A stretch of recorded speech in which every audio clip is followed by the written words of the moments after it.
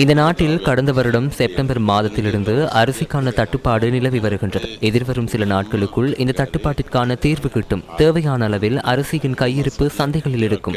எதிர்வரும் 2 வாரங்களில் தனியார் பிரிவினர் மற்றும் அரசு நெற்களஞ்சிய சாலைகளுக்கு நெல் சென்றடையும் என்பதே எனது எதிர்பார்ப்பாகும். நெல் தனியார் துறையினரிடம் இருந்தாலும் அரசாங்க களஞ்சிய சாலைகளில் இருந்தாலும் அரசாங்கம் நிர்ணய விலையை நடைமுறைப்படுத்த வேண்டியுள்ளது. அவ்வாறு செய்யும் போது அது எங்கிருந்தாலும் சந்தைக்கு வரும். திட்டமிடல் உள்ள பிரச்சனையே இது. அவ்வாறு செய்யும் போது உரிய திட்டமிடல் உள்ளவருக்கு ஒத்துழைப்பு வழங்க வேண்டும்.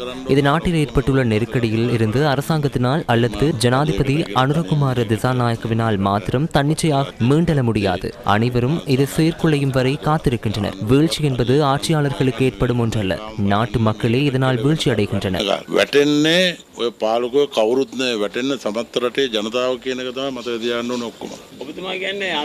ஜனாதிபதி அனுரகுமார திசாநாயக்க மேற்கொள்ளும் இந்த அனைத்து நடவடிக்கைகளுக்கும் அனைவரும் ஒத்துழைப்பு வழங்க வேண்டும் என நீங்கள் நினைக்கின்றீர்களா?